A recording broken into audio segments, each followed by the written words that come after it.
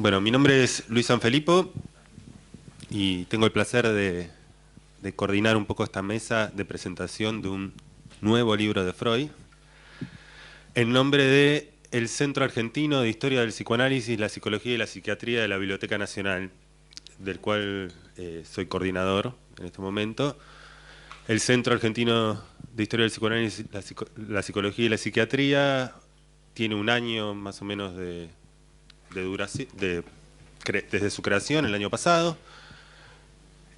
Y tiene fundamentalmente dos objetivos.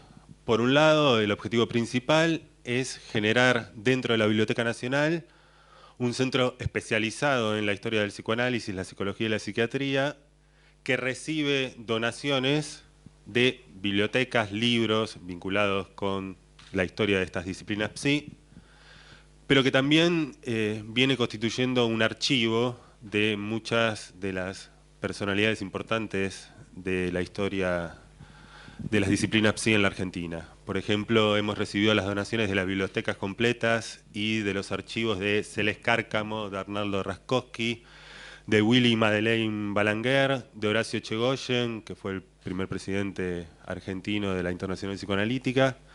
Y en este momento estamos en negociaciones por recibir las donaciones de los archivos de Blecher y estamos digitalizando buena parte de los archivos de Marin Langer que estaban en México para traerlos también a la Biblioteca Nacional, de manera tal de que esperemos lo antes posible estén a disposición de todos los que les interese investigar en la historia de las disciplinas psi en nuestro país. La otra función de este centro es la de organizar actividades culturales que tengan que ver con las disciplinas psi en general y particularmente con la historia de las disciplinas psi. Y en ese sentido hemos realizado diversas actividades. El año pasado, por ejemplo, yo no sé si ustedes recuerdan, pero se produjo la visita a nuestro país de Elizabeth Rudinesco, que fue justamente en el momento de creación, de fundación del Centro Argentino de Historia del Psicoanálisis, la Psicología y la Psiquiatría. Y en relación a su visita, además de la inauguración del centro, se realizaron como una serie de actividades con investigadores de las disciplinas psi, vinculados con la historia de las disciplinas psi, pero también con psicoanalistas. Hubo una mesa en Abdeva, también fue en la Facultad de Psicología de La Plata, hubo una conferencia de Elizabeth Rudinesco. También el año pasado hemos realizado una actividad en relación a Mazota y otra en relación a los 75 años de la Asociación Psicoanalítica Argentina. Y este año, además de la presentación de libros, por ejemplo, de otro libro de Mauro Vallejo, nos espera de acá a fin de año algunas jornadas que esperamos que también ustedes puedan participar, como por ejemplo el 25 de octubre, nuestra próxima actividad va a ser unas jornadas que se llaman Pasado y Presente de la Salud Mental, que están armadas en relación a dos mesas redondas. Una primera vinculada con el pasado de la salud mental, tratando de conmemorar los 70 años del primer Congreso Mundial de Salud Mental, que fue en Londres en 1948, pero sobre todo discutir la recepción del movimiento de la salud mental en la Argentina durante la década del 60 y la década del 70, y después una segunda mesa redonda que va a estar vinculada al presente de la salud mental para discutir el estado de la salud mental en nuestro país y no solo, pero también especialmente en relación a la ley de salud mental en nuestro país. Y algunos de los invitados son Hugo Besetti, Alejandro Weiner, Sergio Bisakovic, el director nacional de salud mental Luciano Grasso, Alberto Trimboli, que es el presidente de la Federación Mundial de Salud Mental, y Silvia Faraone, que dirige el Grupo de Estudio de Salud Mental y Derechos Humanos del Instituto Giorgio Germani. Bien, eso va a ser el 25 de octubre. Me adelanto para pasar el chivo, pero para también un poco difundir un poco las actividades que venimos realizando en el Centro Argentino de Historia del Psicoanálisis, la Psicología y la Psiquiatría. Hoy nos toca presentar, como decía antes, un nuevo libro de Freud. Se trata de Sigmund Freud, textos inéditos y documentos recobrados, que constituye quizás una oportunidad más que interesante de repensar un poco la imagen de Freud que nos construimos. Es un libro que no solo trae por primera vez en castellano muchos textos que habían permanecido inéditos en la lengua española hasta el presente, que fueron traducidos por Mauro Vallejo y Fernando Gabriel Rodríguez, a quien ahora voy a presentar más en detalle, sino que también constituye, y buena parte de su valor, como seguramente va a aparecer varias veces en esta mesa, buena parte de su valor está constituido porque es una edición realmente erudita de los textos de Freud. No es solo una traducción de los textos de Freud, sino que cada texto de Freud y cada sección del libro está precedida por una larga y fundamentada introducción que sitúa cada uno de estos documentos en su contexto y permite entender mejor su relevancia y su valor, y al mismo tiempo un trabajo de traducción muy fino en el cual las notas al pie también ayudan a revalorizar un poco los materiales con los que nos estamos encontrando. Y que además decía, me parece, permite cuestionar un poco las imágenes de Freud que nos construimos, la idea misma de las obras completas de Freud, ¿no? Porque bajo ese título rimbombante, obras completas, lo que se hizo fue una selección de lo que en determinado momento los editores, sobre todo los editores de la Standard Edition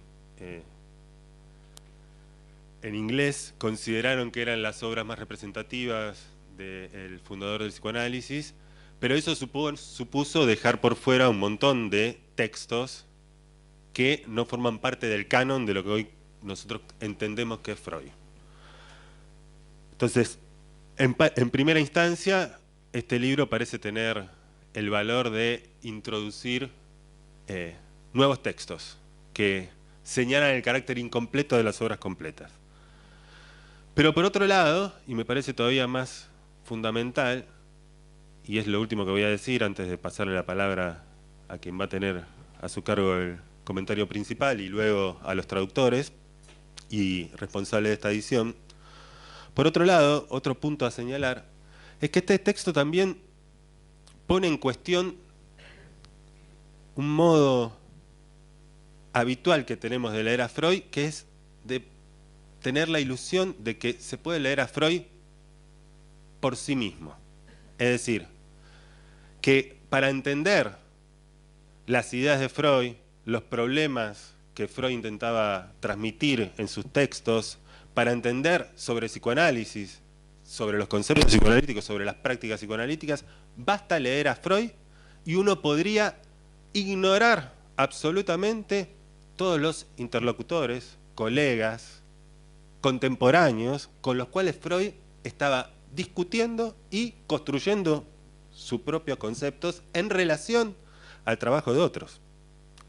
Bueno, uno de los grandes valores a mi gusto de este libro, más allá del contenido, por ahora estoy solo refiriéndome a cuestiones de forma, es que algunos de los textos son presentados no solo ubicando en qué revistas salieron o qué tipo de conferencia están reproduciendo, en dónde fue dictada, etcétera, sino que en muchos casos reconstruyen también las repercusiones que en prensa especializada o no especializada tuvieron las charlas que dio Freud en ese momento y los textos que presentó. Es decir, menos que un libro de Freud como si fuera un autor en solitario que construye en soledad y contra todos, lo que aparece es un relato coral, en donde la palabra de Freud y la singularidad de su pensamiento se vislumbra mejor en la discusión que tiene con otros, en lo que otros comentan de sus obras y lo que Freud comenta de la obra de otros, que en general para la mayoría de nosotros permanecen hoy como grandes desconocidos, pero que seguramente aportaron mucho para que el psicoanálisis y el pensamiento freudiano termine adoptando ciertas formas parecidas a lo que nosotros hoy conocemos. Y lo digo de esta manera porque decir adopte la forma en singular sería ignorar el trabajo que Mauro Vallejo y Fernando Gabriel Rodríguez nos invitan a pensar, que es que por ahí no hay una obra, no hay un Freud, no hay un psicoanálisis, sino ideas, conceptos en permanente transformación y que suponen también una interlocución con otros, que es lo que una de las virtudes de este nuevo libro de Freud que estamos presentando hoy aquí. Bueno, me voy a callar por un rato y le voy a dar la palabra a Lionel Klinkiewicz, que es psicoanalista y que forma parte de un grupo de psicoanalistas que también están en una tarea en algún punto parecida a la de este libro que presentamos hoy, que es la de hacer traducciones críticas de algunos textos freudianos y sobre todo de los manuscritos de algunos textos freudianos que permiten no solo vislumbrar las variantes que pudo tener un texto, o sea, las otras cosas que Freud pudo haber llegado a decir públicamente y que no lo dijo así, sino también por ahí permiten vislumbrar un poco, me parece, en todo caso lo va a decir mejor que yo, un trabajo de construcción del pensamiento freudiano, con sus vacilaciones, con sus dudas, con sus tachaduras, enmiendas, y que hoy es el encargado de comentar principalmente este libro. Bueno. Bueno, buenas noches. Hace algunos meses atrás me entero, ya no recuerdo muy bien cómo, que en Colombia se había publicado un libro conteniendo textos inéditos y documentos recobrados de Sigmund Freud. Mi primera reacción fue de sorpresa y curiosidad, pero enseguida me surgió una pregunta: ¿cómo es que se publicó en Colombia y no en Buenos Aires? Mi primera respuesta fue pensar que tal vez los autores, a los que creía argentinos, tal vez eran colombianos. Mi curiosidad, interés y la suerte de tener un familiar viviendo en ese país me posibilitó hacerme rápidamente de un ejemplar. Por suerte, poco tiempo después, me entero de que ya estaban haciendo la edición porteña, en una edición revisada y también, vale decirlo, estéticamente mucho más bonita.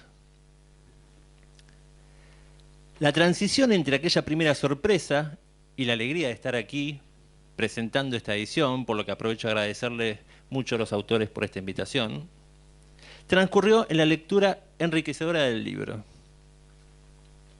Quiero entonces comentarles mi propia experiencia de lectura.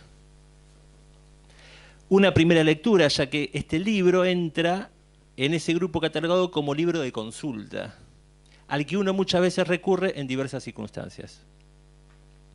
También es mi intención argumentarles el por qué entiendo que estamos frente a un libro muy importante. La cuestión tendría que ser obvia, pero vale la pena en estos tiempos preguntarse: ¿por qué en tiempos del ultimísimo Lacan habría que leer al primerísimo Freud? En la introducción del libro, los autores afirman, y con razón, que hay 4 posibles lectores del libro. Primero, el estudioso de la obra de Freud. Segundo, el psicoanalista, agrego yo, que muchas veces se olvida de formar parte del primer grupo. 3, el intelectual. Y 4, el psicólogo y el terapeuta en formación. Porque para ellos, más que para cualquiera, dicen los autores, el libro revela la distancia entre el canon establecido y la fragua teórica. Y esta idea está muy bien, porque una de las cosas que nos muestra este libro son diversas transiciones que recorre Freud en los inicios de su profesión. Me voy a detener en algunas de ellas, que entiendo son las que se desprenden a partir de la elección de los textos realizada por los autores. Varias transiciones. Primero,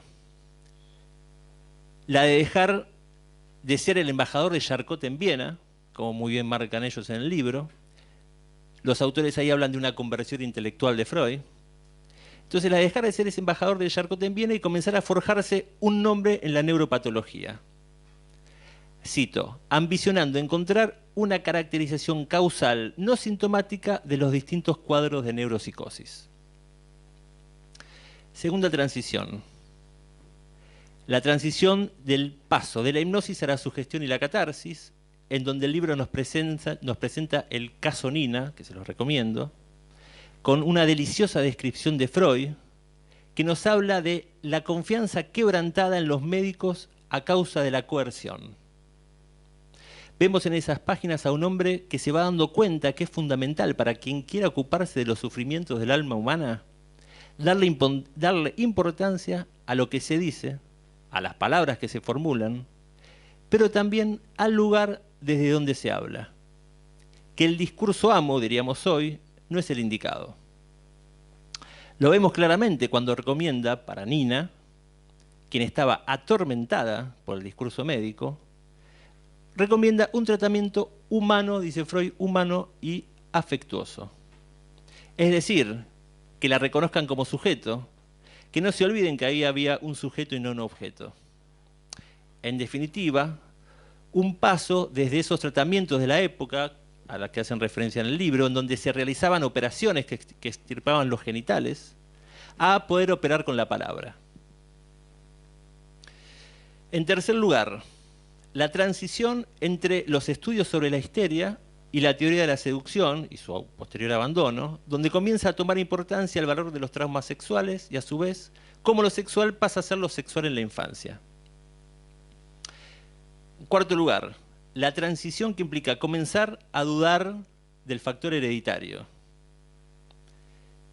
Quinto lugar, la transición que se produce entre publicar en revistas médicas y publicar en los órganos de difusión estrictamente psicoanalíticos, algo a lo que Freud le dedicó mucho tiempo en toda su vida y lo que fue realmente muy importante para la transmisión del psicoanálisis. Sexto, la de comenzar a dar forma al psicoanálisis como método de investigación, ¿sí? Recordando que para Freud el psicoanálisis en primera medida siempre fue un método de investigación. Y por último, y tal vez una de las más importantes transiciones, entiendo yo, la de ir apartándose, por parte de Freud, claramente, apartándose de sus maestros, de sus mentores, de sus jefes. Vemos desfilar en las páginas del libro a nombres que fueron muy importantes para él en esos años, como bien decían en la introducción recién. Charcot, Meitner, Bernheim, Lowenstein, Krafft-Ebing, Breuer. Entonces el libro nos muestra a un Freud que a medida que se queda solo, avanza con más ahínco en aquello que lo causa. Proceso que tal vez tiene su punto culmine en 1904 en su visita a la Acrópolis y que queda plasmado en su artículo referido al trastorno de la memoria. Por esta razón me preguntaba si podríamos pensar desde este punto de vista en una conversión subjetiva, además de intelectual. Porque estas diversas transiciones que acabo de nombrar y que el libro creo que nos muestra muy claramente, en realidad tal vez responden a una sola, que es la que el propio Freud nos cuenta y en donde casi también nos da un posible modo de leer estas páginas de este libro. ¿De qué estoy hablando? De lo siguiente. En 1927, Freud escribe un apéndice para su trabajo Análisis profano. Análisis profano o pueden los legos, ¿sí? Según la traducción, ya conocen ese texto seguramente. Ahí Freud nos cuenta algo, lo voy a citar. Dice Freud, quisiera detenerme un instante más en el argumento histórico. Dado que concierne a mi persona, ustedes recuerdan, ¿no? Toda la situación del juicio que se le había iniciado a uno de sus discípulos por no ser médico y toda la disputa con los médicos que querían tomar a su cargo el psicoanálisis y que la gente que no había estudiado medicina no pudiera ejercer el psicoanálisis. Quisiera detenerme, repito, un instante más en el argumento histórico. Dado que concierne a mi persona, puedo ofrecer a quien por ello se interese algunos atisbos de los motivos que me guiaron.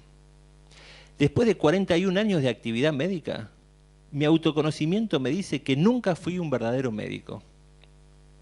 Ingresé en la profesión porque se me obligó a apartarme de mi propósito original. Y el triunfo de mi vida reside precisamente en que después de un largo rodeo he vuelto a encontrar mi primitiva orientación. De mi infancia no tengo ningún recuerdo de haber sentido la necesidad de socorrer a la humanidad doliente. Mi innata disposición sádica no era muy grande, de modo que no tuvo necesidad de desarrollar este derivado suyo. Tampoco me dediqué nunca a jugar al doctor. Mi curiosidad infantil siguió sin duda otros caminos. En mi juventud se apoderó de mí la omnipotente necesidad de comprender algo acerca de los enigmas del mundo en que vivimos y de contribuir quizá con algo a su solución. El ingreso en la Facultad de Medicina parecía ser el camino más prometedor para lograrlo. Luego intenté sin éxito con la zoología y la química, hasta que finalmente, bajo la influencia de von Brücke, la más grande autoridad que haya influido sobre mí, quedé fijado a la fisiología, aunque en aquellos días esta se hallaba excesivamente restringida a la histología. He aprobado todos mis exámenes de la carrera médica sin llegar a interesarme ninguna actividad de esta índole, hasta que mi respetado maestro me advirtió que en vista de mi estrecha situación material debía renunciar a emprender una carrera teórica. Así llegué de la histología del sistema nervioso a la neuropatología y luego, incitado por nuevas influencias, al estudio de la neurosis. Termino la cita. En este camino, en esa transición, hasta retomar su orientación primordial, lo que podemos ver, y lo que nos muestra muy bien el libro, es que, como dice Lacan en el Seminario 7, allí palpita una experiencia. Una experiencia que implica entender de una manera novedosa para la historia de la cultura occidental al hablante ser, al sujeto que habita un cuerpo. Entonces, estos textos nos muestran a Freud, por ejemplo, encontrándose con el cuerpo de Nina, que resistía a los tormentos de los médicos, también con los traumas de la infancia, con las neurosis actuales, con las migrañas en la espalda de la exquisita reseña de Moebius, con los efectos de la hipnosis en los sordomudos, con los trastornos funcionales que van más allá de la lesión anatómica, o con su propio cuerpo, allí en la autoobservación de su parestesia en su pierna, descrita en el artículo que cierra el libro. Hablo en definitiva de un periodo donde Freud empieza a vislumbrar los elementos que estaban latentes y que a partir de la interpretación de los sueños comienza a sacar a la luz, instaurando el momento inaugural de la experiencia analítica. Quiero detenerme mínimamente ahora en la cuarta parte del libro, que es la referida a la metapsicología. Para hacerlo es necesario, creo, retomar las primeras páginas del libro, de las que se desprende una pregunta. ¿Hay motivos de peso para corregir la traducción ya tradicional? Confieso que la mayor curiosidad que me llevó a acercarme al libro fue la de querer enterarme cómo había sido el trabajo de traducción realizado. Al comenzar a leer la advertencia sobre la traducción, que se encuentra en las primeras páginas, encuentro entonces un primer párrafo que dice tres cosas. Primero, una cita de Echeverry diciendo que a la traducción de López Ballesteros le sobra gracia y le falta rigor. Segundo, que respetarán las denominaciones estandarizadas para voces técnicas y teóricas.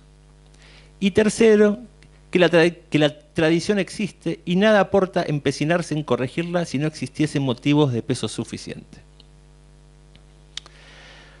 Debo admitir que ese primer párrafo me desilusionó un poco. ¿Saben por qué?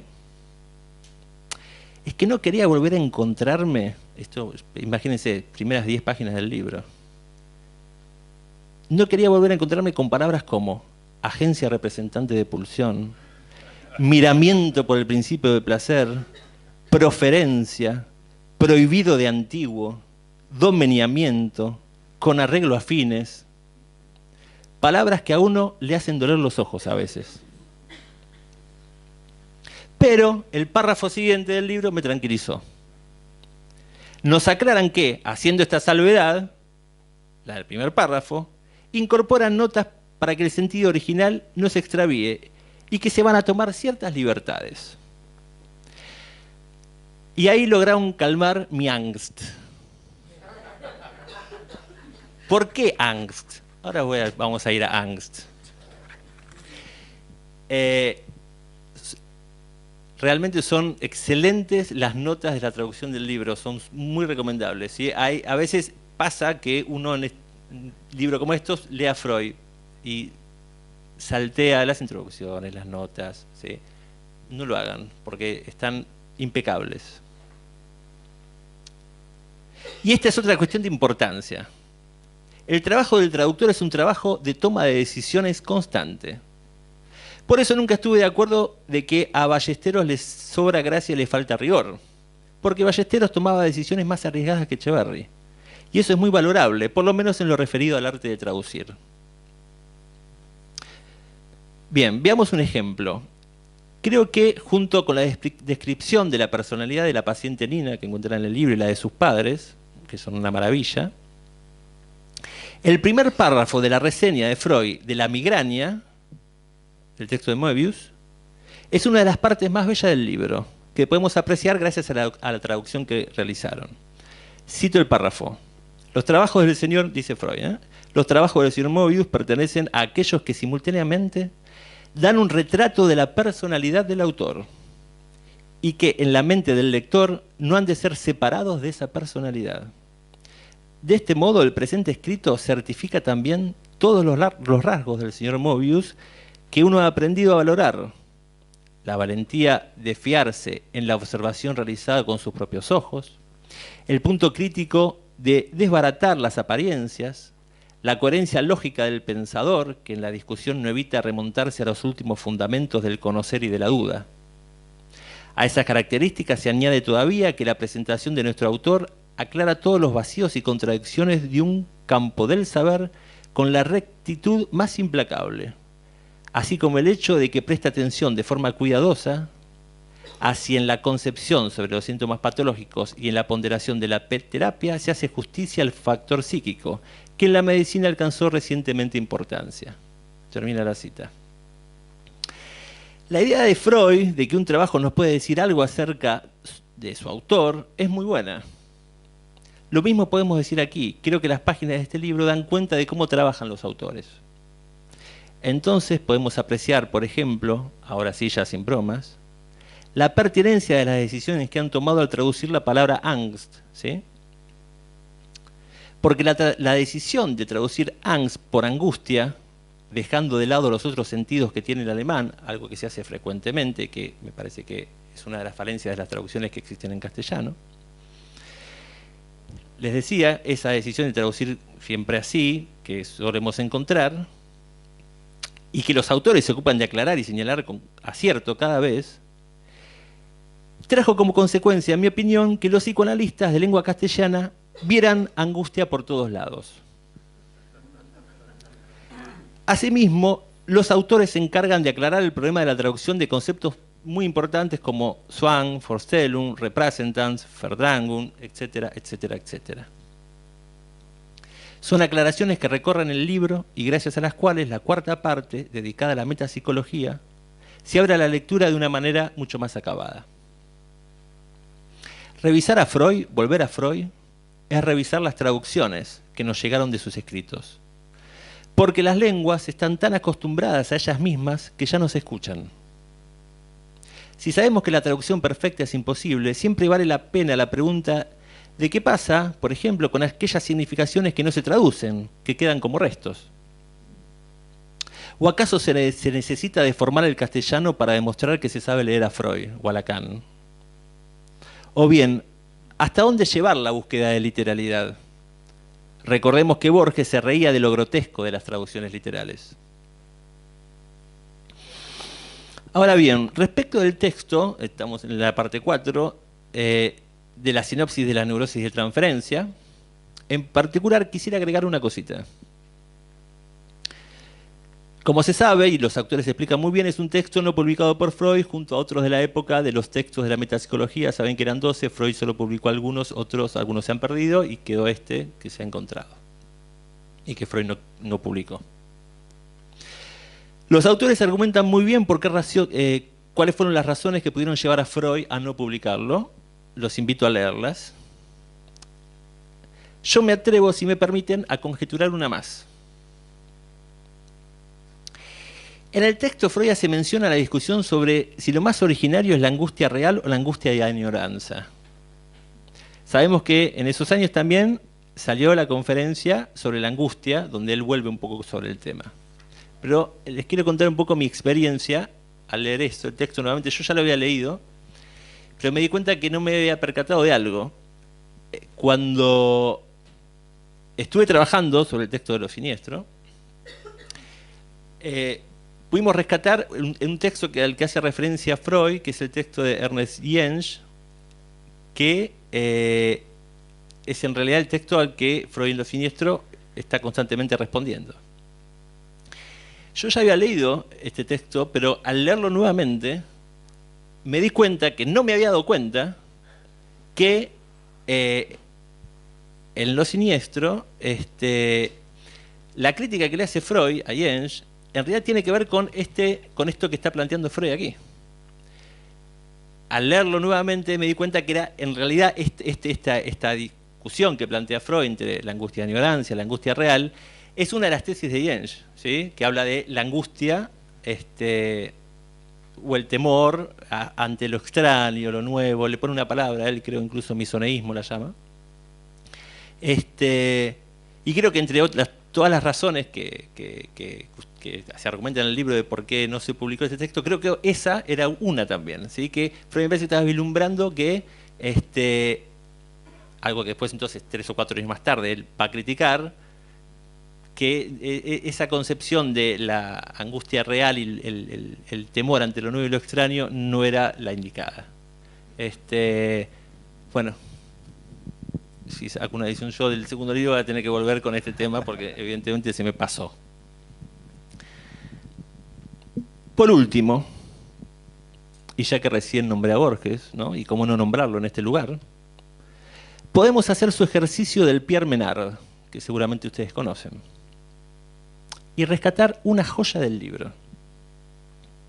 Cuando en marzo de 1904, según nos cuentan los autores, se estaba evaluando una reforma del Código Civil, fundamentalmente en lo que se refería al divorcio, le hacen a Freud una encuesta para saber su opinión sobre el tema.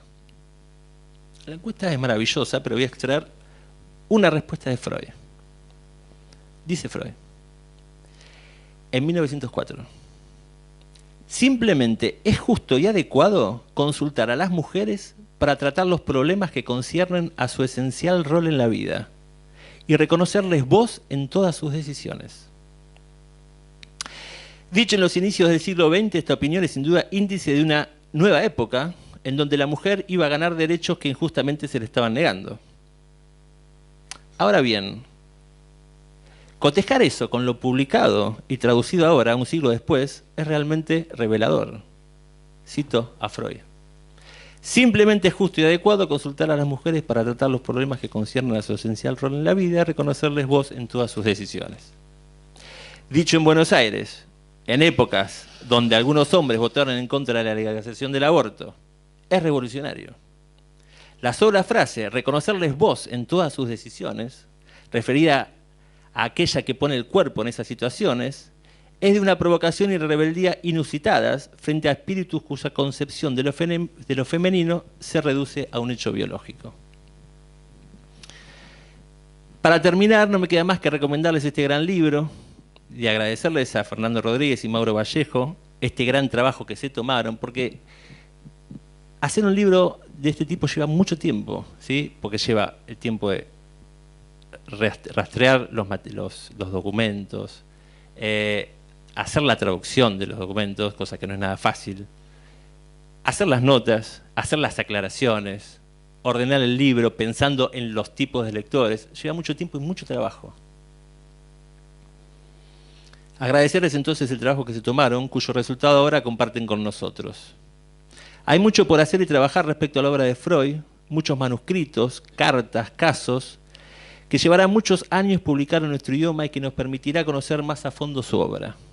Pero por lo menos a partir de este libro, como dicen sus autores, tenemos un más completo Freud en castellano. Así que bueno, muchas gracias por la publicación.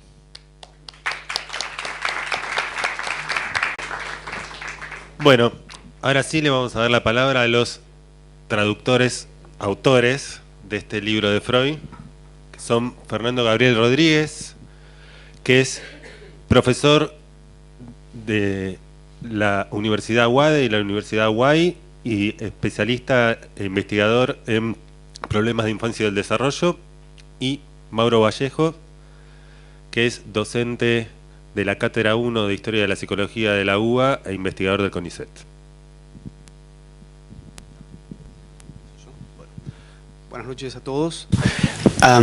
Bueno, yo voy a bajar un poco el tono académico y les voy a contar en unos pocos minutos un poco la historia del libro, que es la historia... Bueno, nosotros somos amigos, éramos amigos, sobrevivimos al libro y seguimos siendo amigos.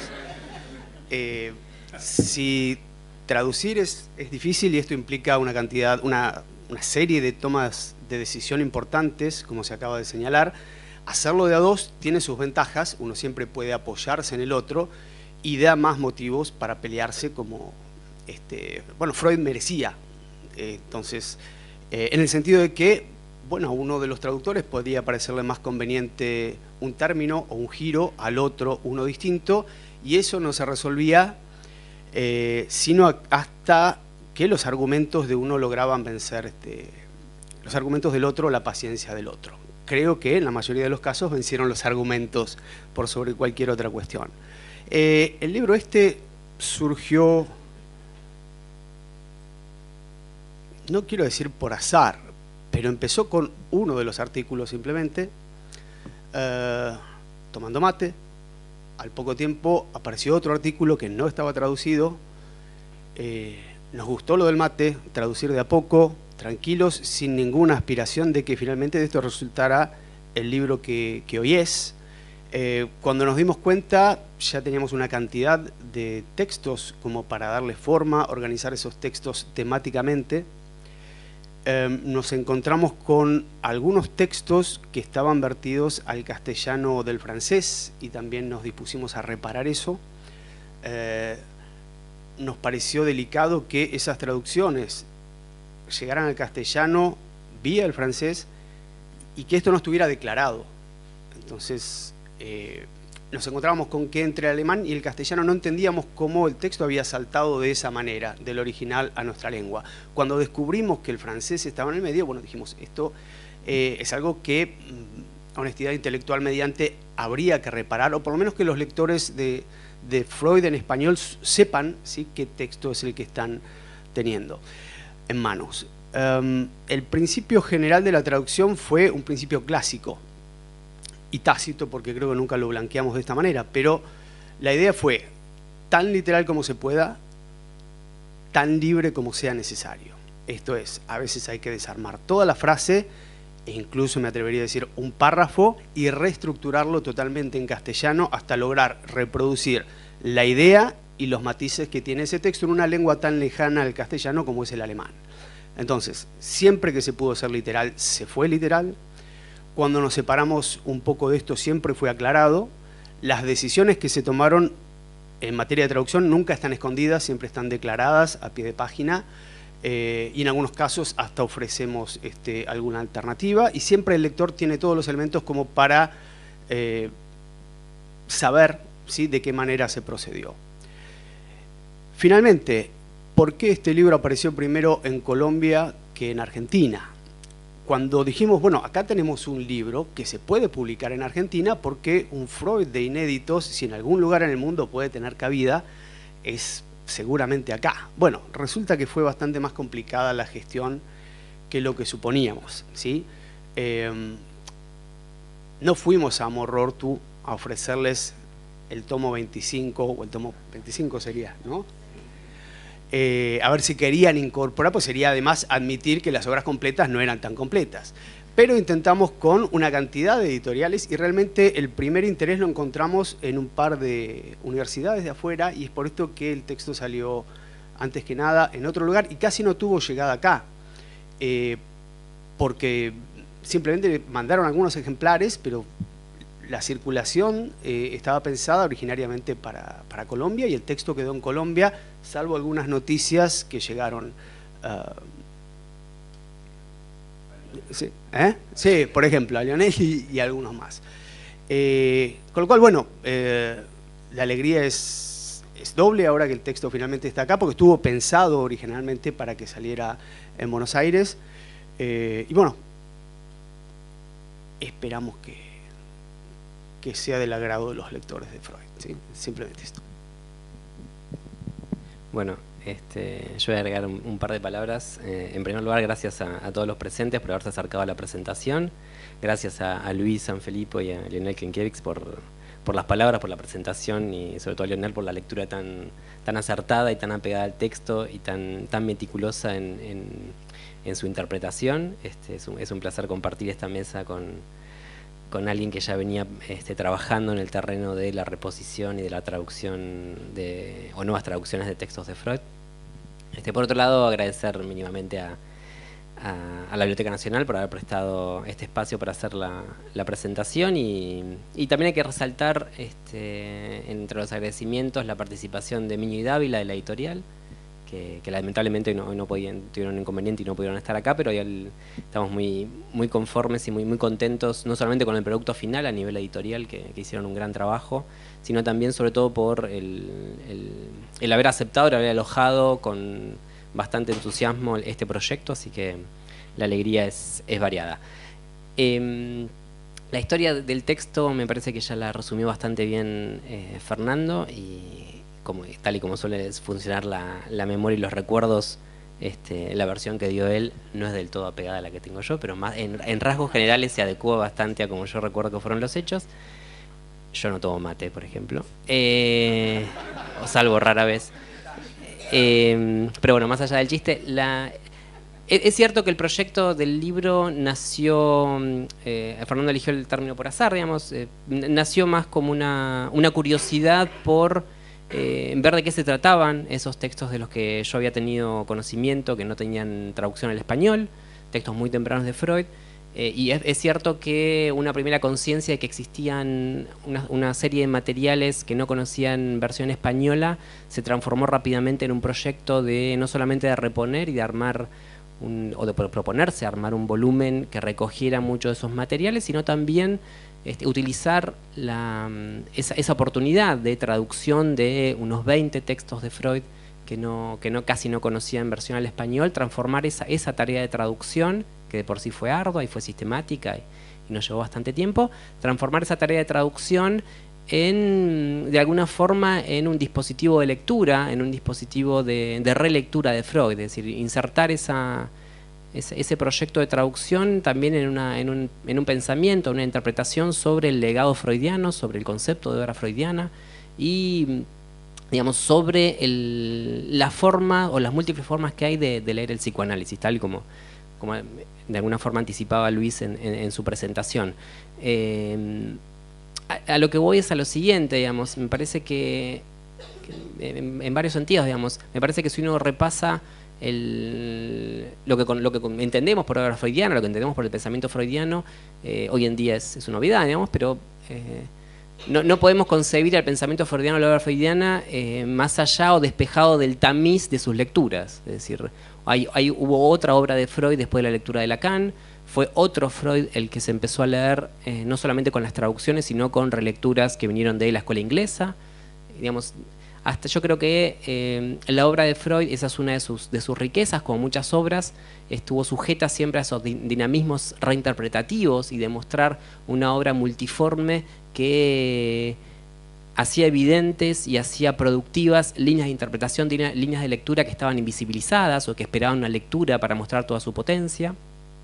Entonces, me parece que este proyecto de alguna forma me sirve, no sé si lo demuestra, digamos, no es esa mi pretensión, pero sí me sirve para plantear el interrogante si hoy en día, digamos, qué pasa con esa morfología cambiante de la obra de Freud hoy en día, es decir, hasta qué punto los grandes clivajes, los grandes cambios que ha habido en los últimos años sobre reinterpretación de la obra de Freud, de iluminación de nuevas facetas de la obra de Freud, se debieron a elementos distintos a las relecturas. Es decir, si hasta la década del 70, de 1970, aparecían nuevas obras de Freud gracias a esas relecturas, gracias a Klein, gracias a Lacan, y a muchos otros, me parece que, o por lo menos esas lecturas, se llegó a ciertos puntos de saturación, o por lo menos ese tipo de relecturas digamos, dejaron de ser tan eficaces, o por lo menos perdieron eficacia en comparación a otros dinamismos de relectura, a otros dispositivos de relectura, que fue el archivo. Yo creo que a partir de fines de los 70 ha habido grandes cambios, grandes novedades en la forma de leer Freud, en la forma de entender Freud y en la forma de encontrarse con otro Freud, y esos o por lo menos desde mi punto de vista, eso fue resultas no de relecturas internas, no de psicoanalistas que volvieron a la obra de Freud y mostraron nuevas dimensiones o nuevas facetas de esa obra tan rica, sino la exhumación de documentos. Es decir, por ejemplo, y pienso solamente en algunos ejemplos aislados, la aparición de un libro como el de Salloway, que iluminaba toda una zona de textos freudianos ligados al darwinismo, o ponía en diálogo el texto freudiano con médicos biologicistas y sexólogos de la época. Me parece que proscribió formas de leer Freud o formas de leer algunos textos freudianos que hasta ese entonces eran canónicas, pero fundamentalmente estoy pensando en otra obra, como por ejemplo, o por lo menos es el hito inicial de una línea de relectura de Freud, la publicación en 1985 de la correspondencia completa de Freud con Fliess. Es decir, eso es un hito que, no solamente un hito que mostró documentos que se venían esperando hasta hace mucho tiempo, sino una obra, como obra, la correspondencia con Fliess, que obligó a repensar todo el inicio del psicoanálisis. Es decir, obligó a repensar incluso el lugar central de ciertas obras. Y en ese sentido siempre me llama la atención el cierto descuido en el que ha recaído ese libro como la correspondencia con Fliess. Es decir, al punto tal que yo muchas veces me pregunto, pero o por lo menos esa es la pregunta que a mí me interesa, después de ese libro, ¿qué es más importante? ¿La interpretación de los sueños o la correspondencia con Fliess? Y hay que ver, es decir, depende qué el Freud se esté buscando. Digamos, yo encuentro, quizás porque la interpretación de los sueños ya estaba asentada en el canon, y no porque esté diciendo que no sea una obra a la que vale volver y a la que se encuentran siempre cosas nuevas, pero la correspondencia con Fliess, ese caudal de novedad está multiplicado. Es decir, me parece que son esas obras, esos hitos que marcan un antes y un después. Lo mismo con la correspondencia con Jung. Es decir, cuando me parece que a lo que voy, y no voy a hacer toda la secuela de hitos, pero me parece que ha habido, si uno lo pone en cadena o en sumatoria o en mutua potencialidad, digamos, el dispositivo del archivo de los últimos 30 años ha forzado una relectura de Freud, o por lo menos ha invitado a una relectura de Freud a la cual, digamos, no invitaron más relecturas, o por lo menos la invitación de las relecturas no tenía la potencialidad del archivo. Entonces, de alguna forma los materiales recogidos en este libro, que muchos de los cuales ya fueron mencionados, otros no, digamos, pero que tienen que ver con muy breves reseñas que Freud publicó sobre algunos textos, un texto del Freud neurólogo, un texto del Freud neurólogo sobre enuresis infantil, un texto, como decía Lionel, de Freud neurólogo sobre una parestesia que él sufría, digamos, y redactado y narrado en primera persona bajo la forma de una autoobservación.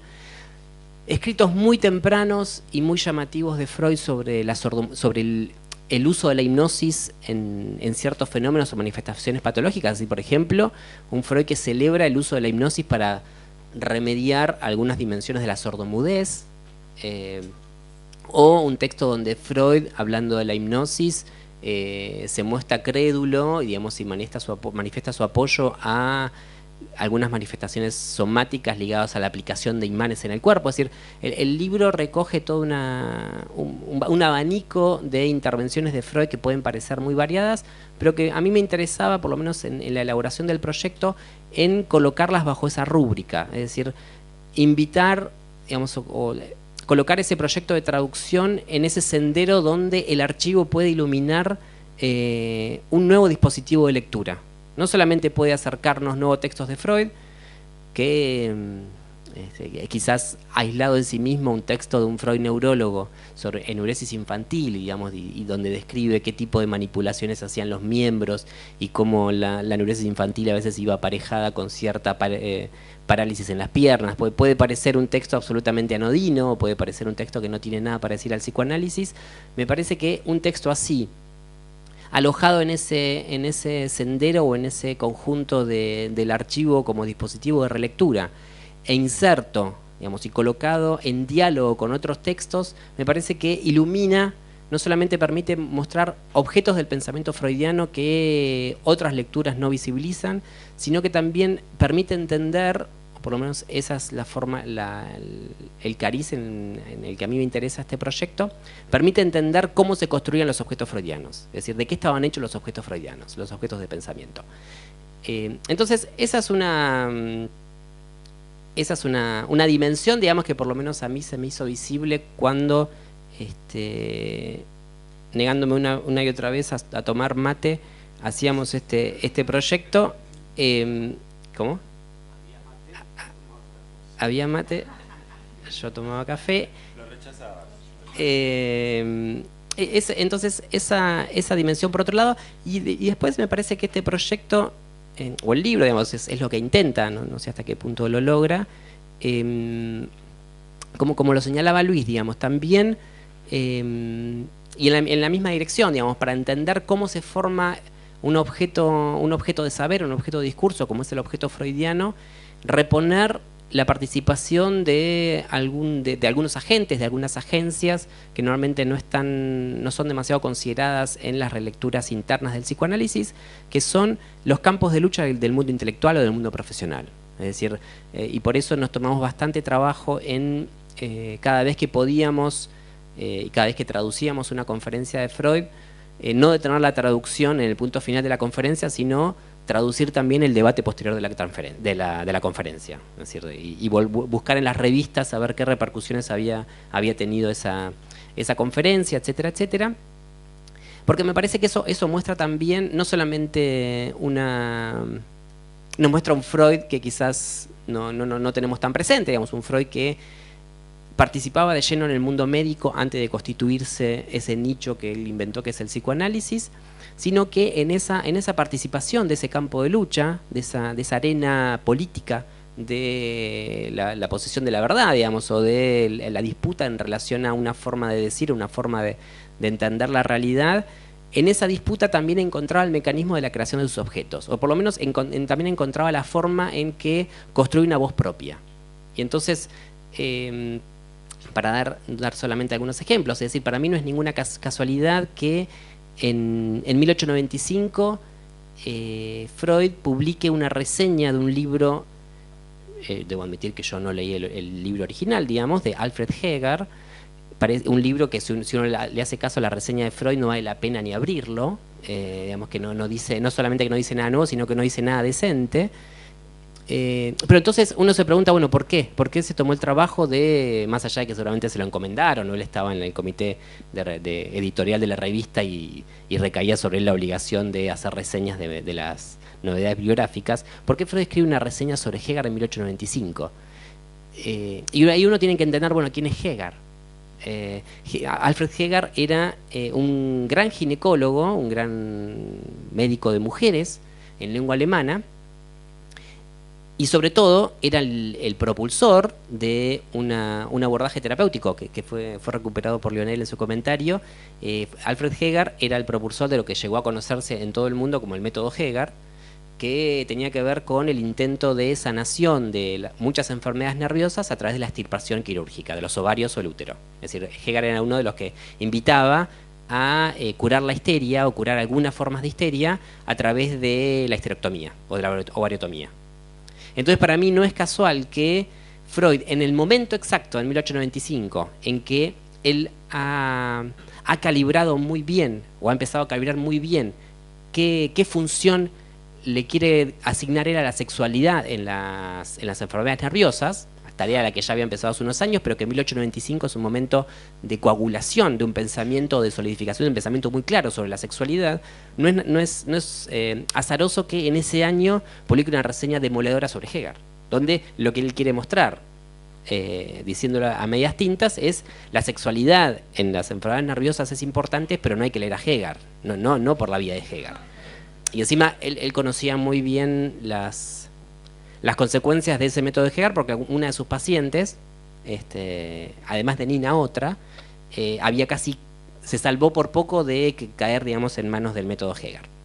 Pero entonces a lo que voy es que me parece que también es importante reconocer colocar en la voz de Freud en esa polifonía de voces y en esas formas de intervenir en el campo profesional, en el campo intelectual, tratando de introducir estos matices e introducir nuevas formas de disputa o nuevas formas de entender las enfermedades nerviosas.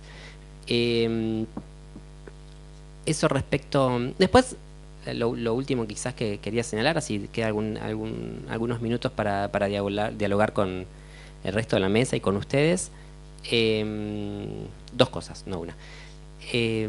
Haríamos, quizás para señalar el valor del libro, si bien puede sonar falsa humildad, digamos, lo que quisimos hacer fue crear un volumen o darle forma de libro a un proyecto que no tiene en verdad su equivalente en otro idioma. Es decir, no solamente que muchos de estos textos no tienen versión en otros idiomas, sino que no hay ningún libro en alemán que los contenga todos. No es que nosotros tradujimos al español una selección o un compilado que ya existía en alemán. En verdad, en alemán, en la edición quizás más cuidada y más erudita de las obras completas de Freud, hay un volumen complementario, que en verdad ya es viejo, en el cual se incluyeron algunos de estos textos, pero se los incluyó, por ejemplo, algunos de ellos, dejando de lado eso que nos interesaba a nosotros. Es decir, por ejemplo, en ese volumen complementario, cuando se tradujeron las dos versiones que hay de una conferencia de Freud sobre la histeria, de octubre de 1895, en el volumen complementario en alemán están esas dos versiones. Son dos versiones, digamos, en dos revistas distintas de una conferencia de Freud, muy larga, muy interesante, muy valiosa sobre cómo entiende la histeria después de estudios sobre la histeria. Es decir, cómo entiende la histeria en ese momento de transición, como diría Lionel, entre estudios sobre la histeria y la teoría de la seducción. Pero en el volumen complementario, donde se repusieron esas dos versiones de la conferencia, no se tradujo íntegramente el debate, la intervención de los otros médicos, y lo mismo se hizo, por ejemplo, en una autorreseña, un texto que Freud escribe sobre una conferencia que él había dado sobre los mecanismos de las representaciones obsesivas y las fobias. Freud escribe una autorreseña sobre esa conferencia, y en la revista también se publica el debate que había habido sobre esa conferencia, y el volumen complementario en alemán no la repuso. Es decir, el volumen complementario en alemán tiene solamente algunos de estos textos, y a veces cuando los tiene cercenados, en el sentido en que dejan afuera ese debate. Y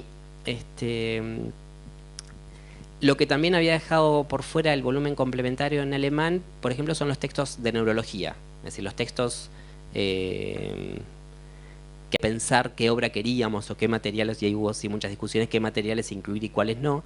Como ustedes sabrán, Freud escribió mucho sobre neurología, hasta 1897 tiene muchos libros y muchos artículos y capítulos de libros sobre neurología infantil, sobre todo, pero también sobre neurología general. Esos materiales, salvo quizás el texto de la fascia, es el más conocido, es el que más se acerca, pero después tiene textos más duros sobre neurología, sobre todo los textos de neurología infantil. Esos textos no han sido traducidos, generalmente se los considera que no tienen nada para decir. Freud era como una suerte de Frankenstein, no sé cómo diría, pero un hombre que los martes, miércoles y jueves atendía neurología infantil, escindía su conciencia y el resto del tiempo escribía sobre psiconeurosis, y no habría ninguna forma de poner en diálogo esas dos dimensiones de su producción. Este texto lo que intenta hacer es mostrar, usando como título ilustrativo solamente dos textos de neurología, tratar de mostrar que quizás es posible o quizás puede ser sugerente ensayar una vía de lectura que reintegre ese perfil neurológico de Freud con otras preocupaciones, otras problematizaciones que lo concernían, ligado a la psiconeurosis. Entonces ese es otro de los intentos, por lo menos otra de las apuestas de este libro. Y lo último que quería señalar, también para ilustrar, digamos, el cariz de los materiales que están incluidos. Quizás me parece que el caso Nina R ya ha sido muy subrayado por Lionel, y la intervención de él ya ha sido suficientemente clara y para invitarlos a buscar ese material. Otro de los, y con esto termino, otro de los materiales que a mí me interesa particularmente son estas reseñas que yo les nombraba hace un rato, muy tempranas de Freud sobre hipnotismo. Digamos, textos, el texto, en verdad el volumen incluye una conferencia bastante extensa sobre de Freud sobre hipnosis, pero además de esa conferencia bastante extensa, que estaba inédita, 2 reseñas muy breves, tal y como solían ser las reseñas, una del 87 y una del 88.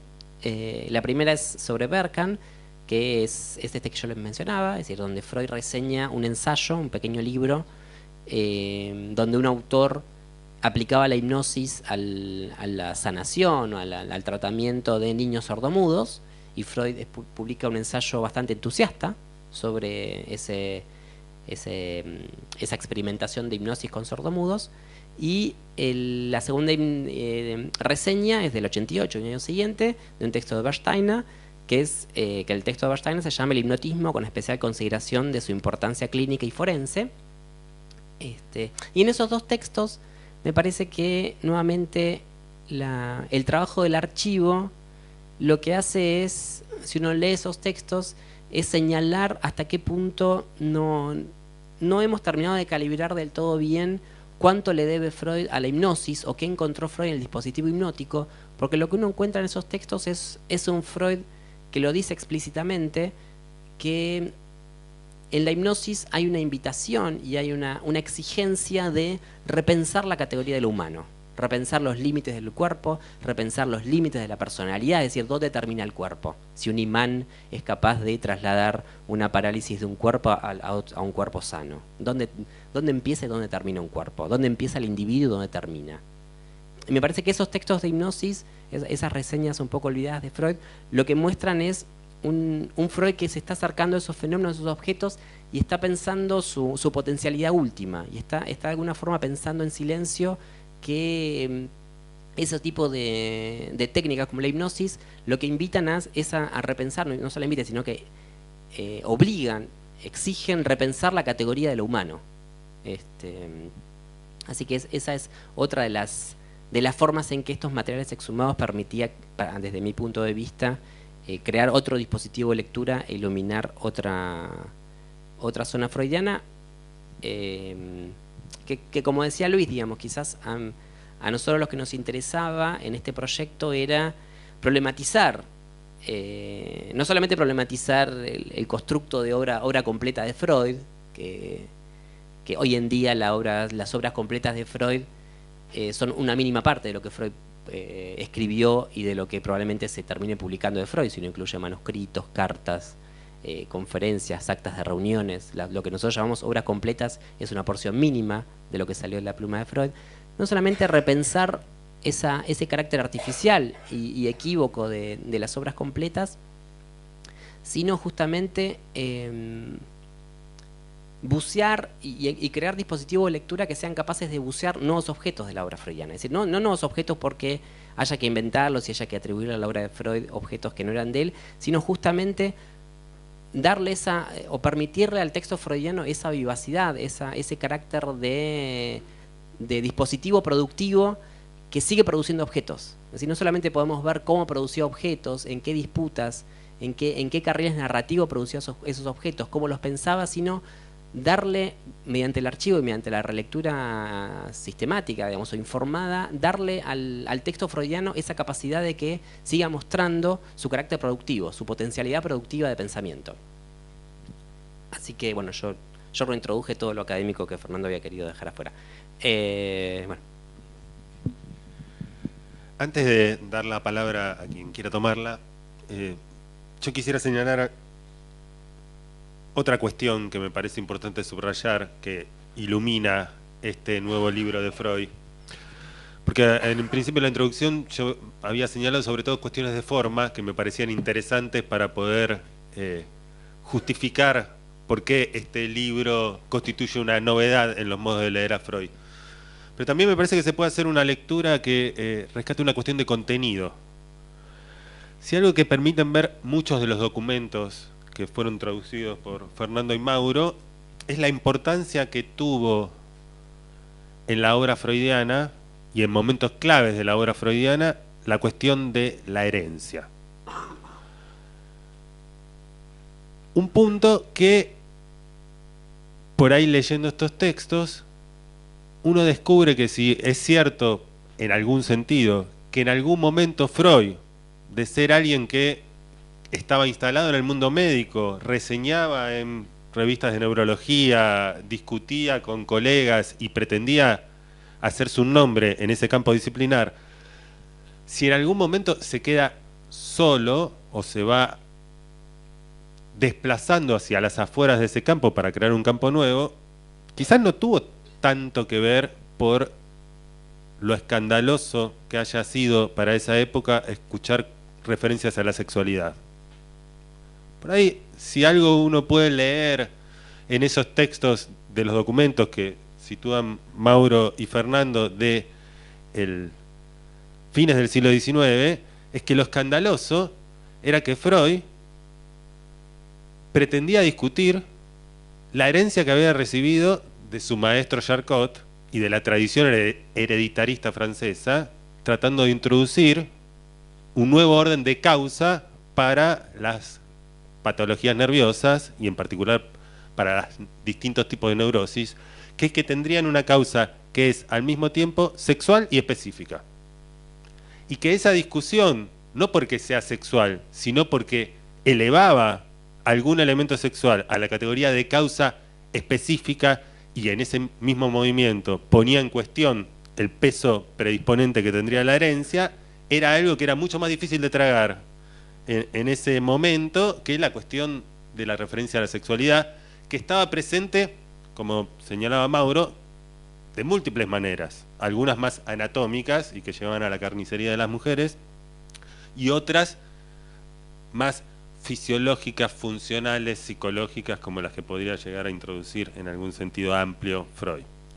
Pero la cuestión de la herencia no se termina ahí, porque si bien Freud hace un movimiento para poner en cuestión el peso predisponente de la herencia e introducir una causa que sea al mismo tiempo sexual, específica, y agrego un elemento más, contingente, arbitraria, ¿no? Y la idea de trauma como aquello con lo cual uno se topa en oposición a la herencia, era algo de lo que estaba en juego en esos finales del siglo XIX.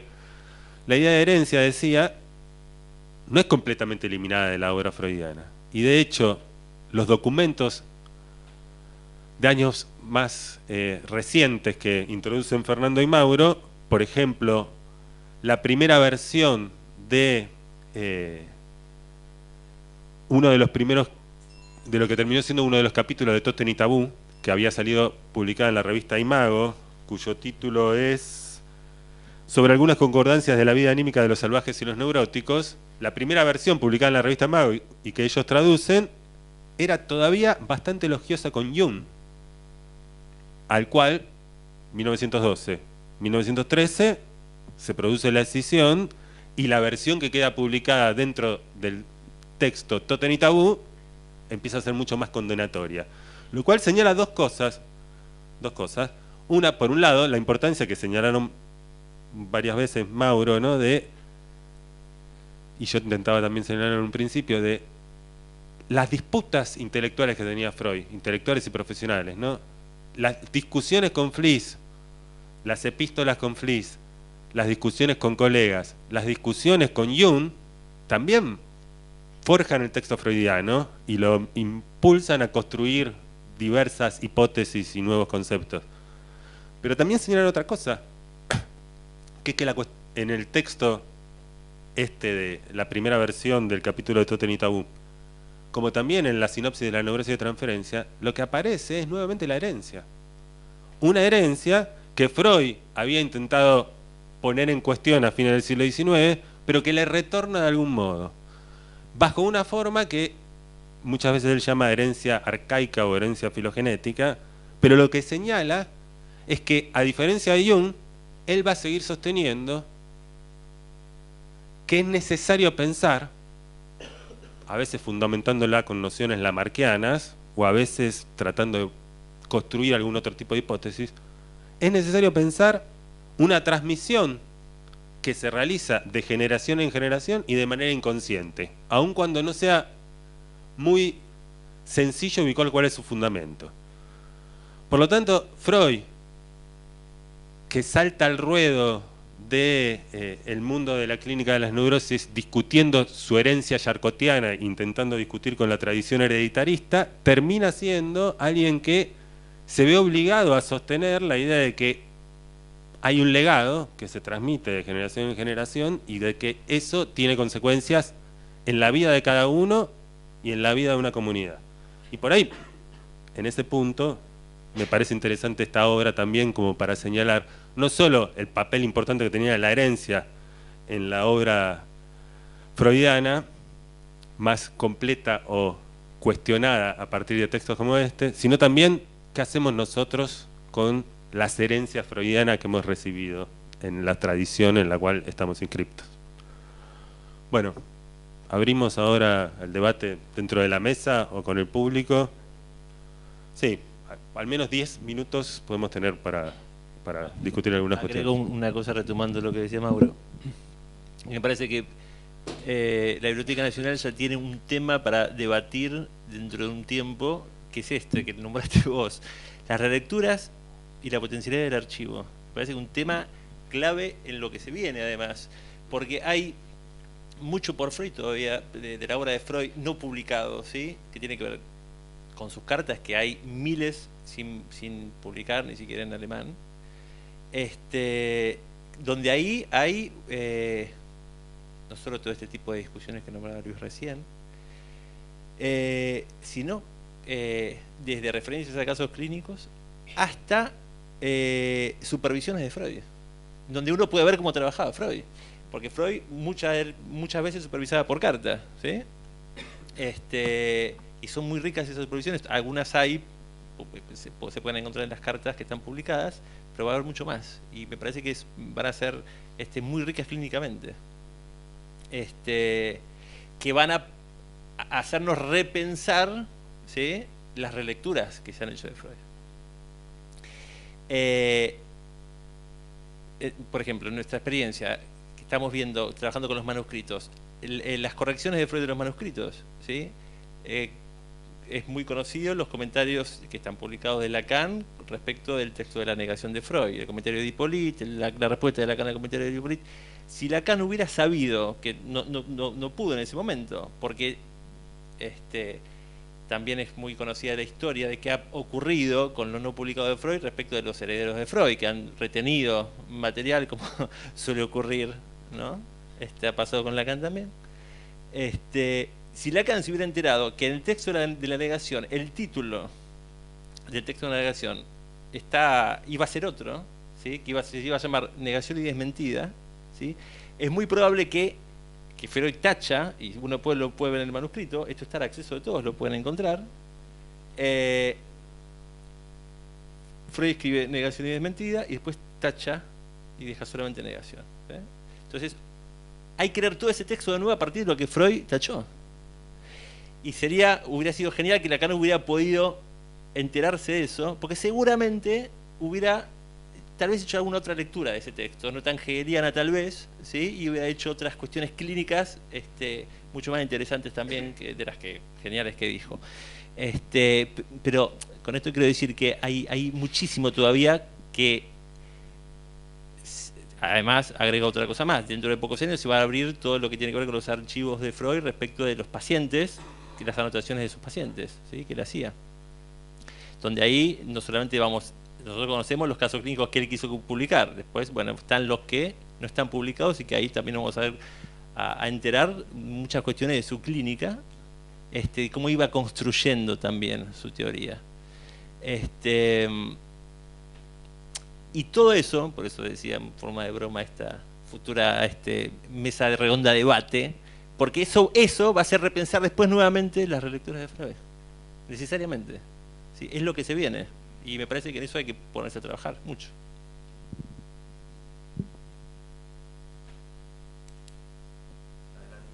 Sí, quería hacer un comentario, me llamó la atención cómo el señor Echevarri, creo que lo nombró usted, subestima de alguna manera la capacidad intelectual de Freud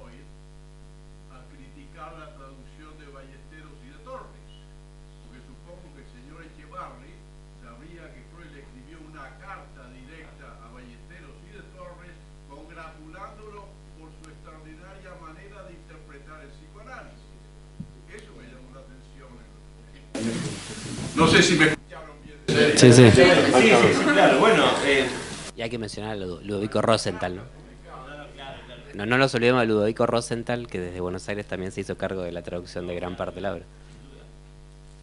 bueno, a ver, la traducción de Barroso es muy buena, de Echeverri es muy buena. Pero me parece que se transformó en demasiado canónica. Y eso trajo muchos problemas. O sea, volver a revisar eso me parece que es parte de un trabajo que acá, aparte de Buenos Aires, merece ser realizado, ¿no? Con la traducción de Echeverri. Y por lo menos en mi humilde experiencia en estas cuestiones, muy humilde, y lo pensaba cuando leía el libro, y lo que estaban diciendo respecto de las discusiones respecto de cómo traducir la literalidad, la no literalidad. Bueno, justamente la traducción de Biblioteca Nueva es menos literal, ya es conocido eso, pero también uno puede encontrar que resuelve muchas dificultades de la traducción de una manera mucho más arriesgada y mucho más estética, bonita, y que puede transmitir mejor a veces una idea justamente por no ser literal, que era lo que algo señalaba respecto de, bueno, a veces se requiere cierta producción de palabras para dar cuenta de un concepto, porque bueno, en nuestro idioma no tenemos esas palabras justas y precisas, como lo tiene el alemán. Y el problema de la palabra angustia es un tema que me parece que habría que volver a repensar respecto de la obra de Freud. Yo, por ejemplo, es algo que estoy trabajando con respecto a esta obra en estos momentos. El problema de la traducción de la palabra Abendum y Enfremdung de la obra de Freud, ¿sí? Que está traducida de diferentes modos, extrañamiento, apartamiento, separación, demás, es todo un problema, ¿sí? Y los invito a repensar muchos textos de Freud a partir de la problemática de esas dos palabras en la obra de Freud, que están, en mi opinión, por ejemplo, en ese caso, en la obra de Echeverri, no están bien traducidas. Y es muy claro que no están bien traducidas. Así como tiene grandes aciertos también, ¿no? Pero bueno, son cosas que tenemos que revisar. Sí, la traducción de Echeverri, además, con los méritos que tiene, cuenta con, digamos, un segundo elemento editorial muy fuerte, que es tener las notas de la edición de las obras completas en inglés. O sea, las notas de Strachey permiten en esa edición una lectura mucho más profesional de Freud, ¿sí? Cuando uno se enfrenta con las traducciones anteriores, están las traducciones puras, y quien no sea experto en el tema, bueno, llena los vacíos entre un texto y otro como mejor pueda. La traducción que ha quedado casi canonizada en castellano tiene el aporte de los estudios Strachey, que son muy finos y nos permiten, a los que tenemos algún interés en Freud, ir viendo, en algunos casos mes a mes, la evolución del pensamiento de Freud. Y eso es un aval que ha hecho que, más todo un aparato publicitario que ha habido, que hoy tengamos una edición canónica, la de Echeverri, que entiendo que tiene muchos méritos, que no sé si son más que los que tiene la primera traducción de la obra de Freud, ¿sí? Aquella menos técnica y con más ángel. Esto a título personal, no sé si los compañeros lo comparten. Por eso la importancia, una cuestión más, la importancia de las notas introductorias en este libro, porque digo, ¿cómo no hacerlas? Y que están muy completas. Claro que sí. Adelante. Gracias, quería agradecerles, la verdad que bueno, es un placer escucharlos y una motivación, ¿no? Ir a leer estos textos inéditos hoy en el Día del Profesor. Y quería preguntarles sobre los entretelones de cómo accedieron a los originales. Bueno, en muchos casos una primera pista, incluso una primera versión de los materiales, estaba en este volumen complementario de las obras completas en alemán, que en ese volumen hay algunos de estos materiales, y en muchos otros casos, en muchos otros materiales, al principio dejábamos que operara un velo de misterio, como que la gente pensaba que habíamos viajado a Viena para ver. En muchos casos, los textos de Freud están publicados en revistas médicas de la época. Fuimos a Facultad de Medicina. Yo fui a Facultad de Medicina. En ese momento la gran parte de la ciencia y gran parte de la medicina era en lengua alemana. Es decir, la lengua alemana era la lengua de la ciencia, antes de ser reemplazada por el francés o el inglés. Entonces, la Facultad de Medicina recibía muchas revistas del extranjero a través de intercambio. Entonces, casi todas las revistas en las que Freud publicaba sus originales están en la Facultad de Medicina, en la Facultad de Medicina, donde probablemente algunos de ustedes han estudiado. Así que en muchos casos simplemente bastó ir a la Facultad de Medicina a sacar las fotos a escondidas, porque no dejan sacar fotos, a eso. Y sí, en otros casos, por ahí con algunos materiales más puntuales, nosotros no trabajamos, digamos, a eso voy, con los manuscritos. No trabajamos con versiones manuscritas, porque en verdad los materiales con los que hemos digamos, traducido, analizado, tienen que ver con cosas que se publicaron en el momento, en alemán. Que se publicaron quizás dispersas, porque el debate quizás estaba en el siguiente número de la revista, digamos, pero fue más un trabajo de cotejamiento entre lo que había en el volumen complementario y materiales en revistas médicas, y en algunos casos, en algún caso puntual, con materiales que habían sido exhumados por otros investigadores en papers que ya son clásicos. Por ejemplo, el caso Nina fue un caso redescubierto y analizado en un paper clásico de fines de los 70 por Hirschmüller, por un historiador. En ese caso teníamos el paper donde estaba la versión alemana de lo que íbamos a traducir, así que fue ese trabajo, digamos, sobre todo en fuentes impresas. Última pregunta, comentario. Bueno, muchas gracias. Gracias por el material que están dando. No sé si les quiero dar la idea, no sé si podrán, pero podrían hacer una versión crítica de la traducción de Freud. ¿Sabe lo que es? Sí, la comparación y a continuación la traducción, la tercera traducción, la cuarta traducción. Lo que se necesita en el psicoanálisis son mecenas y hay que cerrar. No sé si cerrar las facultades de psicología por un par de años, porque no, en este contexto no sería una buena invitación, pero introducir un par de materias de caligrafía alemana gótica, es decir, poner a todo el mundo a aprender caligrafía gótica para que transcriba las cosas digitalizadas en la biblioteca del Congreso sería un gran... Ustedes van a la biblioteca del Congreso de Washington, está todos los archivos de Freud digitalizados, lo pueden encontrar por internet. Mis abuelos y mis padres aprendieron así. Bueno, tenemos la orden de dejar la sala por la gente de la Biblioteca Nacional, así que muchas gracias a todos.